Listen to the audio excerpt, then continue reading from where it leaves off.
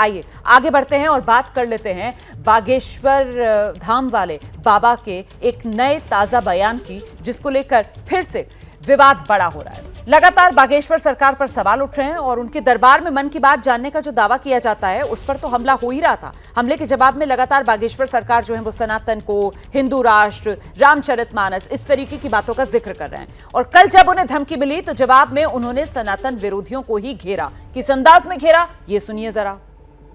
इस भारत में जब भी सनातन की किसी ने बात उठाई है तब तक इस प्रकार की प्रवृत्तियां और हमेशा जो है अमानवीय तथ्य और असामाजिक तथ्य पीछे वामपंथी लोग लगे हैं। ठीक है, साधु संत के तुम रखवारे, जिनके रखवारे श्री हनुमान जी महाराज हो, तुम रक्षक काहू को न डरना। जहां श्री हनुमान जी महाराज वहां डरने वाली क्या बात। हमें अपने इष्ट पर भरोसा था, है, जब तक तन में श्वास है तब तक हमें अपने इष्ट पर भरोसा है। और भारतीय नागरिक होने के नाते मध्य प्रदेश सरकार और भारत सरकार पर हिंदू एक हो रहा है, सनातनी एक हो रहे हैं। उनके सबके दूसरों के मिशन अन्य लोगों के जो सनातनियों में फूट डाल रहे थे, हिंदुओं में फूट डाल रहे थे, राज करने की नीति पर चल रहे थे, उनके मिशन फेल हो रहे हैं। धर्मांतरण कर रहे थे, उनके मिशन फेल हो रहे हैं। तो लगातार टारगेट निश्चित रूप से किया जाएगा, लेकिन अब हम सबको जातिवाद से ऊपर उठ करके हिंदुओं को एक होना पड़ेगा। कोई राजनेता नहीं है कि हम हिंदू राष्ट्र बनाएंगे, हम कोई सरकार नहीं है, हम कोई निर्णय करने वाली कोर्ट नहीं है, हम कोई एक ईश्वर नहीं है, गॉड नहीं है कि हम निर्णय करें कि भारत हिंदू राष्ट्र हो। हमने सिर्फ ये मांग की है कि हम सब साथ हों तो भारत हिंदू राष्ट्र हो। ये सब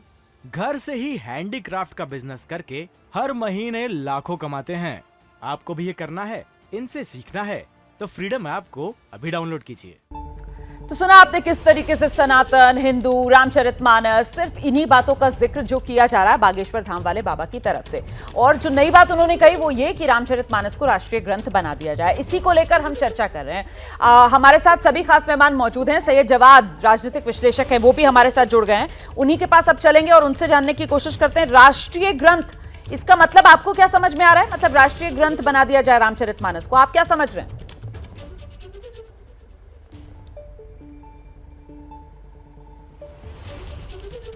नहीं, देश का ग्रंथ जो है, भारत का जो ग्रंथ है वो संविधान है। और मुझे लगता है कि संविधान से बढ़कर के जो है वो कुछ भी नहीं इस देश में, क्योंकि शायद धीरेन्द्र शास्त्री जी ने संविधान ना देखा होगा। स्वामी चक्रपाणी जी, उनको बोलने दीजिए, वो बात अपनी रखें, फिर आपके पास आऊंगी। जब आप पहले बोल रहे थे तो उन्होंने आपकी बात पूरी संयम से सुनी है। देखिए रोमाना जी, आप उनका कितना पक्ष ले रही है। नहीं सर बोलने दीजिए सर, उसके बाद आऊंगी। स्वामी जी विक्टिम कार्ड नहीं, स्वामी जी विक्टिम कार्ड नहीं, विक्टिम कार्ड नहीं। स्वामी जी आपकी आवाज कम करानी पड़ेगी मुझे, विक्टिम कार्ड नहीं। स्वामी जी विक्टिम कार्ड नहीं। स्वामी जी की आवाज थोड़ी कम कीजिए ताकि सैयद जवाद पिछले आधे घंटे से अपनी बारी का इंतजार कर रहे थे, पहली बार इस शो में अपनी बात रख पाए। आइए सैयद जवाद।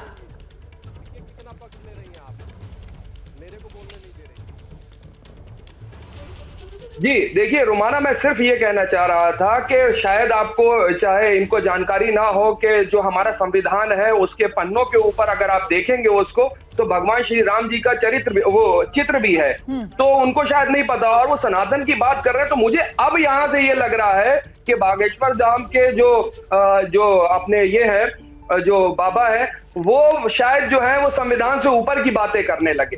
ठीक है, आचार्य शैलेश तिवारी, आचार्य शैलेश तिवारी, आचार्य शैलेश तिवारी, देश का राष्ट्रीय ग्रंथ तो हमारा संविधान है ना, देश का राष्ट्रीय ग्रंथ हमारा संविधान है, तो फिर रामचरितमानस को राष्ट्रीय ग्रंथ घोषित कर दिया जाए, इसका मतलब क्या है? इसका मतलब क्या है आचार्य शैलेश तिवारी? देश का राष्ट्रीय ग्रंथ रामचरितमानस ही होना चाहिए। हम भारत में रहते हैं और प्रभु श्री राम का जन्म भारत की है और भारत सनातनियों की है। पूरी दुनिया भारत को सनातन के रूप में जानती है। बांग्लादेश में कुरान हो जाए, इजराइल में जो है वह बाइबिल हो जाए, लेकिन भारत में है वह रामचरितमानस ही होना चाहिए, क्योंकि भारत का सबसे पवित्र ग्रंथ रामचरितमानस को माना जाए। या सर देश का पवित्र ग्रंथ, सर देश का पवित्र ग्रंथ मांग कीजिए ना, फिर देश का राष्ट्रीय ग्रंथ की जब आप मांग करते हैं सर, जब आप राष्ट्र से एक धार्मिक ग्रंथ की पहचान को जोड़ते हैं, सवाल इसलिए है ना स्वामी चक्रपाणी जी, राष्ट्रीय ग्रंथ तो देश का संविधान ही हो सकता है सर, कोई धार्मिक ग्रंथ देश का राष्ट्रीय ग्रंथ कैसे? स्वामी चक्रपाणी, संविधान जो है एक संविधान। शैलेश जी स्वामी चक्रपाणी को सुन लीजिए, आप लोग सब एक साथ बोलते हैं तो बात समझ में नहीं आती है। संविधान नियम है, संविधान से कैसे हम चलेंगे, कैसे हमारा अधिकार की बात कही गई है, लेकिन इसमें हम जीवन को कैसे चरित्रवान बनाएंगे, कैसे एक दूसरे से प्रेम करेंगे, जीव जंतु सबके प्रति कितना सम्मान करेंगे, वो है। जब तक के नहीं रहेंगे तब तक अगर सुनिए, देखिए बोलने लगे आप। अरे अरे अरे अरे सब एक साथ बोल रहे हैं, ये क्या तरीका है? सैयद जवाद रुकिए, सैयद जवाद रुकिए, मुझे आपकी आवाज कम करानी पड़ेगी। सैयद जवाद की आवाज कम कीजिए। सब अपनी अपनी बारी पर बोलेंगे, सब अपनी अपनी बारी पर बोलेंगे, ऐसे चर्चा नहीं हो सकती है। व्यूअर कुछ समझ नहीं पाता है। स्वामी चक्रपाणी आप आइए। हाँ, बोलने नहीं देते, समस्या तो यही है ना, हमें तो कुछ नहीं बोलने देता। तो मूल विषय यह है कि हमें जब हमारे रामायण जो है राष्ट्रीय ग्रंथ हो जाएगा तो लोग सदाचारी होंगे, जिहादी नहीं होंगे। कन्हैया कुमार के ऐसे संविधान की हत्या करते कोई गर्दन नहीं काटेगा, कमलेश तिवारी की कोई हत्या नहीं करेगा।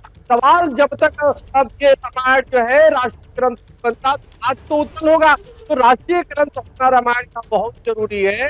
ये होते ही हिंदू राष्ट्र भी होगा और देश विश्व का गुरु बनेगा। नहीं सर आप जो बात कह रहे हैं, एक और खास मेहमान हमारे साथ जुड़ गए हैं इस वक्त, उन्हीं का रुख करते हैं। मौलाना साहब हमारे साथ मौजूद है, गुलाम सरवर साहब। जरा गुलाम सरवर साहब से समझने की कोशिश करते हैं। गुलाम सरवर साहब, जिस बात का जिक्र यहाँ पर स्वामी चक्रपाणी कर रहे हैं, आपको लगता है कि चरित्र निर्माण, वो इसको चरित्र निर्माण से जोड़ रहे हैं कि चरित्र निर्माण के लिए राष्ट्रीय ग्रंथ के तौर पर रामचरितमानस को आगे करना चाहिए। आप सहमत हैं इस बात से?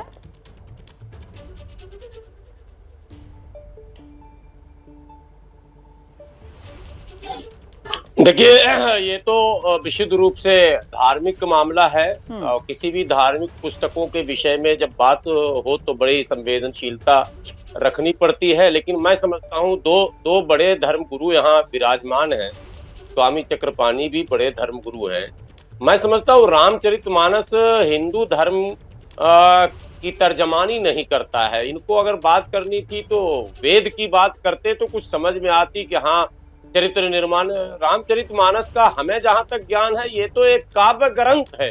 हाँ, ये है कि चूंकि भगवान श्री राम के पूरी जीवनी को उसमें काव्य के जरिए प्रस्तुत किया गया, इसलिए उसकी पवित्रता, उसका महत्व ये बढ़ता है। वरना विशुद्ध रूप से वो धार्मिक पुस्तक नहीं है। गीता और वाल्मीकि रामायण और वेद या पुराण जो है वो तो महत्व है। एक बात ये हो गई। दूसरी महत्वपूर्ण बात है कि अगर ये कहा जाता है कि राष्ट्रीय ग्रंथ घोषित किया जाए, राष्ट्रीय पुस्तक, राष्ट्रीय पशु, राष्ट्रीय पक्षी, राष्ट्रीय झंडा, राष्ट्रीय बहुत सारे प्रतीक हैं, तो बहुत इस पर हो हल्ला करने की आवश्यकता नहीं है। भारत बुद्धिजीवी लोगों का यहाँ जमावड़ा है। भारत सोया हुआ नहीं है, जागा हुआ देश है। सभी विचार के लोग अपने अपने स्तर से काम कर रहे हैं। तो अगर बाबा बागेश्वर भी एक काम कर रहे हैं, इन्होंने तो ऐलान कर ही दिया। जब रावण से इनकी फोन पर बात हुई तभी आदेश आ गया था कि हिंदू राष्ट्र घोषित करना, तो इन्होंने कह दिया मुझे हिंदू राष्ट्र बनाना। हिंदू राष्ट्र का अर्थ अगर यह है कि जिस पर हिंदुओं को ही आपत्ति है, मुझे नहीं आपत्ति है, मैं तो सम्मान करता हूं, लेकिन स्वामी जो अभी हैं उत्तर प्रदेश के मौर्य स्वामी प्रसाद मौर्य, उनको आपत्ति है, बिहार के मंत्री को आपत्ति है, और कई अनेकों ऐसे नाम आ गए हैं जिनको मैंने घोर आपत्ति है इस पुस्तक पर। मुसलमानों को तो इससे मतलब ही नहीं, आपत्ति नहीं, मैं तो सम्मान करता हूं। सर, ये मामला हिंदू और मुसलमान का है ही नहीं। देखिए प्लीज प्लीज प्लीज प्लीज, मुझे लगता है बहस को हमें गलत दिशा देनी नहीं चाहिए। ये मामला हिंदू और मुसलमान का नहीं है, ये मामला देश का है, ये मामला राष्ट्र का है। वो राष्ट्र जो संविधान से चलता है और वो राष्ट्रीय ग्रंथ देश का संविधान जो कहता है कि उसकी नजर में तमाम जो धर्म हैं वो सब बराबर हैं। किसी धर्म को किसी दूसरे धर्म पर तरजीह नहीं दी जा सकती है। कोई किसी से बड़ा नहीं है, सब बराबर हैं, इक्वल। ऐसे में किसी एक धर्म से जुड़े ग्रंथ को राष्ट्रीय ग्रंथ घोषित कर दिया जाए, सवाल तो फिर वहीं का वहीं, और वो भी तब जबकि देश का राष्ट्रीय ग्रंथ, राष्ट्र का राष्ट्रीय ग्रंथ तो संविधान ही है ना। संविधान में बराबरी की बात भी है, संविधान में सद्भाव की बात भी है, संविधान चरित्र निर्माण की बात भी करता है। तो फिर आचार्य शैलेश तिवारी, ये रामचरितमानस को राष्ट्रीय ग्रंथ घोषित कर दिया जाए, ये सिर्फ और सिर्फ एक शिगुफा है? बिल्कुल, राष्ट्रीय ग्रंथ जो है वह रामचरितमानस ही होना चाहिए, क्योंकि प्रभु श्री राम मर्यादा पुरुषोत्तम है। अनुकरणीय हैं। बुक ऑफ लॉ है, जो संविधान है वह बुक ऑफ लॉ है, लॉ फॉर एवरीवन। बट जो राष्ट्रीय ग्रंथ है वह रामचरितमानस ही है, क्योंकि प्रभु श्री राम अनुकरणीय है। वह एक अच्छे राजा है, वह एक अच्छे पुत्र हैं जो पिता के आदेश से 14 वर्ष तक वनवास गए।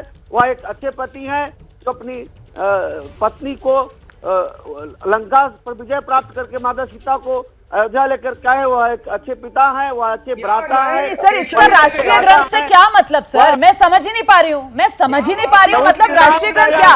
सर, प्रभु श्री राम की आस्था को लेकर सब अपना शीश नवाते हैं, लेकिन सवाल यह है कि रामचरितमानस एक धार्मिक ग्रंथ, उसका क्या लेना देना? राष्ट्रीय ग्रंथ उसको बना दो, आप क्यों जोड़ रहे हैं सर? यहाँ पर आप आस्था को और कुल मिलाकर राजनीति से क्यों ये घालमेल कर रहे हैं सर? क्यों? मैं ये समझना चाह रही हूँ। सैयद जवाद आइए, उसके बाद मैं स्वामी चक्रपाणी का रुख करूंगी। सैयद जवाद।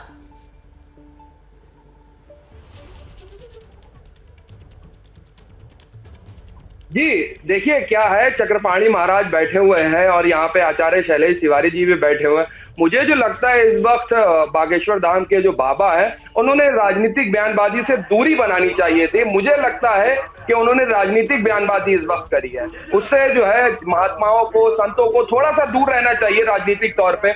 लेकिन अगर यहाँ पर बात हो रही है कि राष्ट्रीय ग्रंथ बनाया जाए, तो रोमाना ये बताइए, यहाँ पर सिख समुदाय के भी लोग रहते हैं जिनका भारत के अंदर बहुत बड़ा योगदान है। बौद्ध को मानने वाले भी लोग रहते हैं, बहुत बड़ा भारत को बनाने में योगदान है। आप बताइए, यहाँ पर जो है क्रिश्चियन समाज के भी लोग रहते हैं, यहाँ पर जो है बहुजन समाज के भी लोग रहते हैं। मैंने तो इसीलिए कहा था कि इस तरीके की मांग क्यों ना माना जाए कि ये सिर्फ और सिर्फ समाज को बांटने वाला बयान है, क्यों ना माना जाए कि ये राष्ट्रहित में दिया गया बयान नहीं है, बल्कि कहीं ना कहीं खुद जिस तरीके से विवादों में फंसे हुए हैं बागेश्वर धाम वाले बाबा, खुद पर से ध्यान हटाने वाला बयान है। ये सवाल महत्वपूर्ण है, इन सवालों पर आगे भी हमारी नजर लगातार बनी रहेगी। फिलहाल बहुत बहुत शुक्रिया आप सभी का हमारे साथ जुड़ने के लिए। ये सब घर से ही हैंडीक्राफ्ट का बिजनेस करके हर महीने लाखों कमाते हैं।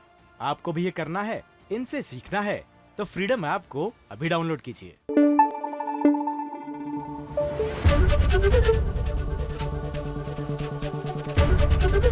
एबीपी न्यूज आपको रखे आगे।